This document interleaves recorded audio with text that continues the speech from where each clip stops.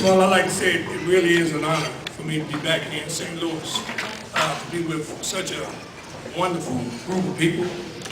And, this word, incredible, I think this word is overused a lot of times, but in this particular case, with this particular agency, Better Family Services, I think it's really an incredible program.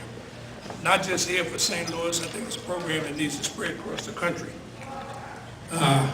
There's so many different cities throughout the United States that needs a program such as this. As Carolyn mentioned, the family is a black hole and all of space. That's the nucleus of happiness and love and togetherness.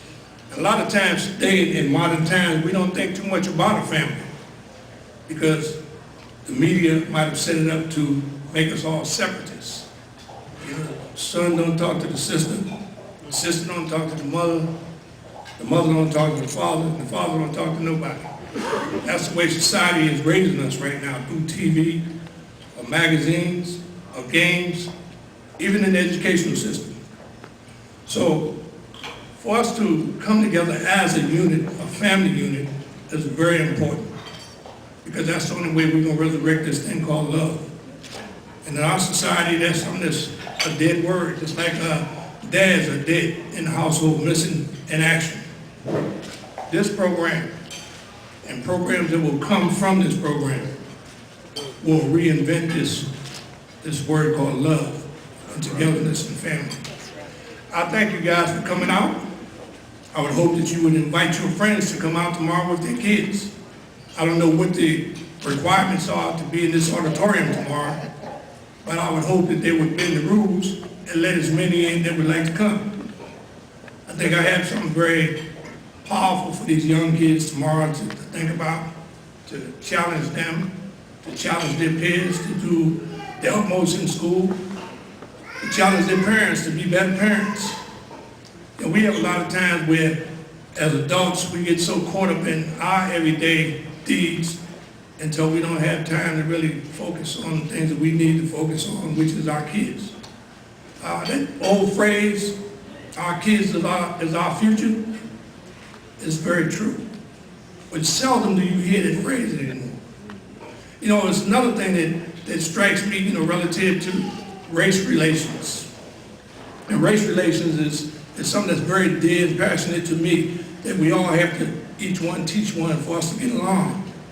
And it's a phrase that brings in my mind and my heart every day, and that's no child is born a racist. So racism is something that's taught to individuals.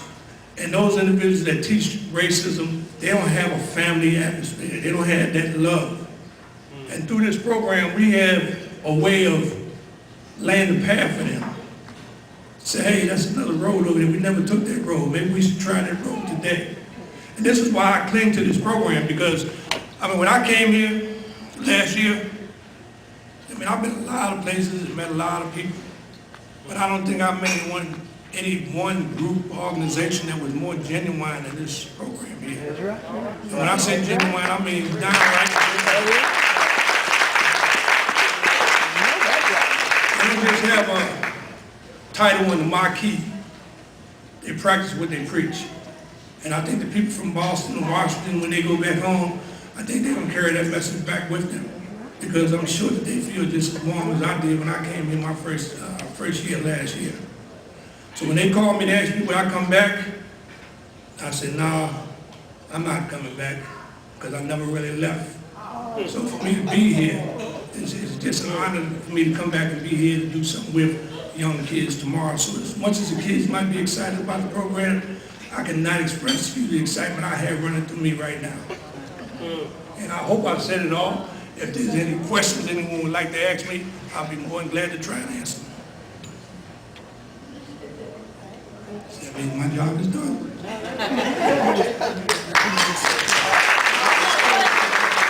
That's all. Explain that picture.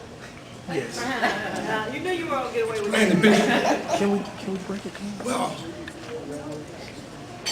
I can explain it like before and after in a statement. All right, this particular picture here was developed by God Almighty. Okay, and the reason I say it was developed by God is because when I was a little kid, at 7 years old, God gave me a vision.